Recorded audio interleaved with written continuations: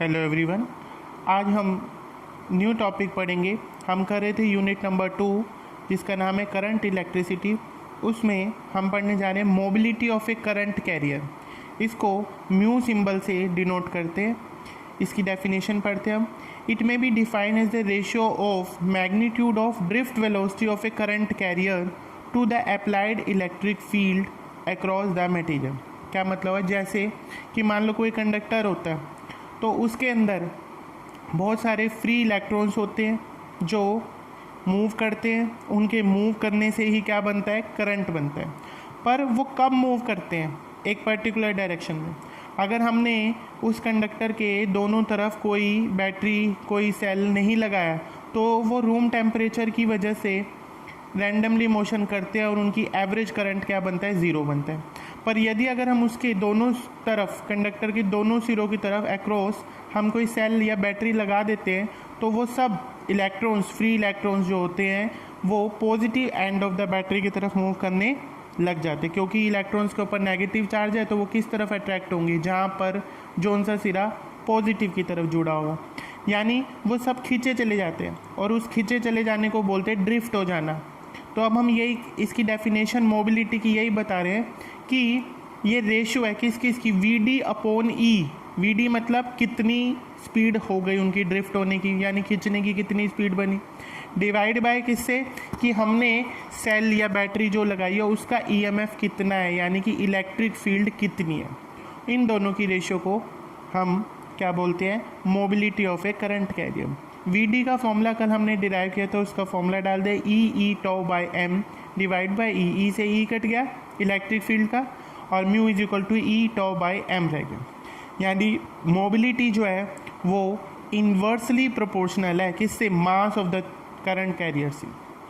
जिसका मास ज़्यादा होगा उसकी मोबिलिटी कम होगी, यानी वो भारी है तो ड्रिफ्ट, जैसे भारी चीज़ होती है उसको ड्रिफ्ट करना मुश्किल ही तो रहेगा ना। अब इसकी यूनिट क्या रहती है? मीटर। एस का मतलब siemens inverse, newton inverse, volt inverse, और metre siemens inverse, newton inverse, coulomb. ये दोनों इसकी यूनिट है। ये बहुत बारी एग्जाम में पूछी भी जाती है।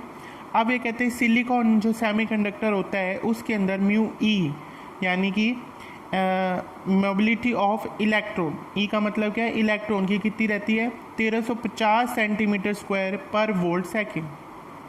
और होल्स की कितनी रहती है? 480 सेंटीमीटर स्क्वायर पर वोल्ट सेकेंड सिलिकॉन के अंदर। ये एग्जांपल के तौर पे दिखाई है कि इलेक्ट्रॉन्स जो होते हैं वो होल्स के मुकाबले हल्के होते हैं, इसीलिए उनकी जो मोबिलिटी है वो देखो कितनी है। उसकी 400 कुछ है, 500 के आसपास, और उसकी कितनी है? 1350।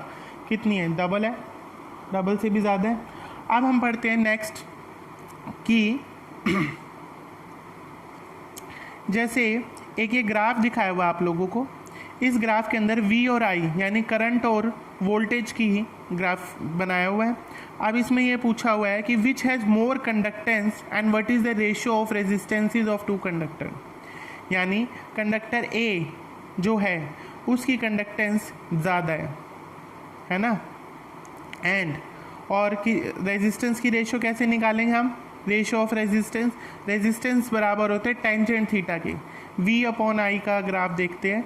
अब जो A वाला कंडक्टर है उसकी रेशियो कितने? 30 डिग्री आ रही है, मतलब एंगल जो वो बना रहा है। और जो B वाला कंडक्टर है उसकी स्लोप कितनी है? उसका एंगल कितना है? 60 डिग्री। तो टेंजेंट 30 डिवाइड बाई टेंजेंट 60 कितना आ गया? 1/√3 1/√3। √3 नीचे आ गया, 1/3 इनकी रेशियो आ गई। उसके बाद हम पढ़ रहे हैं deduction of Ohm's law. Ohm's law की डिडक्शन। ओम्स लॉ सबने 9th 10th क्लास में पढ़ रखा है कि V = IR होता है। अब हम पढ़ेंगे कैसे। ड्रिफ्ट वेलोसिटी के फॉर्मूले से इसको डिराइव करना सीखेंगे। जैसे आज हम पढ़ रहे, लास्ट टाइम हमने पढ़ा था VD का फॉर्मूला कितना था? E/τ/m। यहाँ पर E क्या चीज़ है? Electric field. इलेक्ट्रिक फील्ड का फॉर्मूला होता है V/L, यानी voltage divide by length of the conductor. VD का फॉर्मूला कितना हो गया? इसमें E की वैल्यू पुट कर दी। E की जगह कितना आ गया? बड़े E की जगह V/L τ/m as it is. फिर उसके बाद हमने कहा आई जो होता है उसका करंट के साथ क्या रिलेशन था, I is equal to n e A v d. तो I is equal to n e A v d का फॉर्मूला डाल दे, वी डी किसके बराबर दिखाई दे रहा है, E V tau by M L, यहाँ उसमें डाल दिया। उसके बाद हमने v को साइड में रखा, बाकी सारी चीज़ को ब्रैकेट में रख लिया, क्योंकि v और i में रिलेशन निकालना है। फिर हम v के नीचे i को ले आएंगे राइट साइड में और इस सारे को उलट के लेफ्ट साइड पे उल्टा ले जाएंगे। तो क्या आ गया, v upon I is equal to M L upon N E square A by tau. अब ध्यान से देखें तो किसी कंडक्टर के लिए ये सारी चीज़ें कांस्टेंट होती है, उस कांस्टेंट को हमने नाम दे दिया r यानी रेजिस्टेंस। क्या कांस्टेंट, मास पार्टिकल का क्या रहेगा, फिक्स रहेगा, लेंथ फिक्स रहेगी, number of electrons, charge, area, tau, ये सारी चीज़ें फिक्स रहती है फॉर ए पर्टिकुलर कंडक्टर। तो हमने इसको नया नाम दे दिया r, और ये हमारे पास फॉर्मूला आ गया r is equal to V upon I. फिर उसके बाद दो तरह के कंडक्टर है, non ohmic conductor. Non ohmic conductor कौन से होते हैं, जो ओम्स लॉ को स्ट्रिक्टली नहीं मानते, ओबे नहीं करते। The materials which do not obey Ohm's law strictly are called non ohmic. For example vacuum tubes जो कंप्यूटर्स में यूज़ होती है, सेमीकंडक्टर डायोड्स, डायोड जैसे LED light emitting diode, transistors, thermistors. The graph between V and I for non ohmic material is non linear. उनके graph जो है वो straight नहीं आते। जैसे इस क्वेश्चन में बिल्कुल स्ट्रेट लाइन आई थी, ये ओमिक कंडक्टर होंगे, और इसमें स्ट्रेट लाइन नहीं आती। जैसे पहला ग्राफ दिखाया, कंडक्टर्स ऑन हीटिंग, हीट करने पे देखो सॉलिड लाइन ऊपर जा कर के मुड़ गई, थोड़ी सी मुड़ गई, तो वहाँ से उसका क्या शुरू हो गया, नॉन ओमिक बिहेवियर स्टार्ट होगा।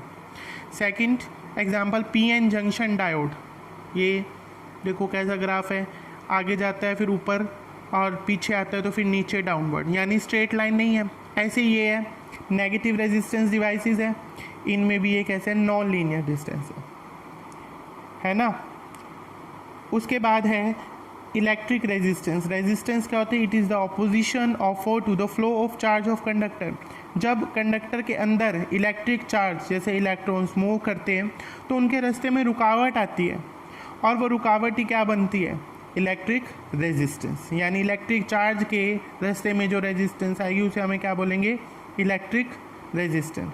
It may be define as the ratio. अभी इसकी डेफिनेशन ओम्स लॉ से निकालेंगे, किस किस की रेशियो होगी, potential difference to the current flowing through it. समझ आया बच्चों, थैंक यू।